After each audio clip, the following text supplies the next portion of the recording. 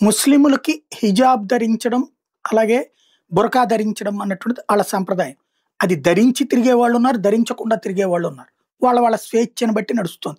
మతాచారం must అనుకుంటే ప్రపంచమంతా ధరించాలి. లేదు అది ఎవరి యాక్సెస్ వాళ్ళది అనుకుంటే అది వ్యక్తిగత స్వేచ్ఛకి వదిలేయొచ్చు.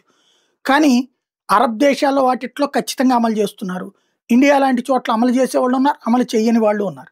మద్యం సేవించడం, మత్తు పదార్థాలు సేవించడం ఇస్లాం సంప్రదాయాలకు విరుద్ధం. కొన్ని దేశాల్లో తాగుతున్నారు, కొన్ని దేశాల్లో తాగట్లేదు. ఇట్లాగా ఎవరికి కన్వీనియంట్ సిస్టంలో ఉంది. అదే సందర్భంలో వేరే మతాచారాలని పాటించే దేశాల్లో ఇవి అమలు నిషేధం. అయితే ఖచ్చితంగా మీ దేశంలో మేము వచ్చాం కాబట్టి మా ప్రకారం ఏం బతుకుతామంటే అంగీకరించమంటున్నది స్విట్జర్లాండ్. స్విట్జర్లాండ్‌లో ముస్లిం మహిళలు కాదు ఎవరైనా సరే హిజాబ్ ధరించడాన్ని నిషేధిస్తూ 100 స్విస్ ఫ్రాన్స్ అంటే $126 పెనాల్టీ వేస్తున్నది. తాజాగా ఒక మహిళ ఆ స్విట్జర్లాండ్ చట్టాన్ని అతిక్రమించి తను బురకా ధరించినందుకు గాను 100 స్విస్ ఫ్రాన్స్ అమ్మాయికి పెనాల్టీ వేశారు.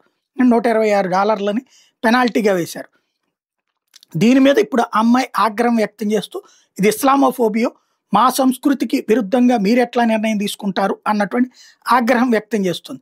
వాస్తవంగా స్విట్జర్లాండ్ అంటే మినిమం 100 స్విస్ పౌండ్స్ నుంచి 1000 స్విస్ పౌండ్స్ దాకా పెనాల్టీ వేయచ్చు. మొదటిసారి అయితే 100, రెండోసారి అయితే 200, ఫైనల్‌గా 1000 దాకా వేయచ్చు. అంటే 126 నుంచి $1260 దాకా కూడా వేయచ్చు. అట్లా మేము వేయడానికే సిద్ధంగా ఉన్నాం. ఇక్కడ మీ మత సంప్రదాయాలు మీరు పాటించుకోండి. కానీ బయట మాత్రం మా రూల్సే పాటించాల్సిందే అన్నటువంటిది స్విట్జర్లాండ్ ప్రభుత్వం చెప్తోంది.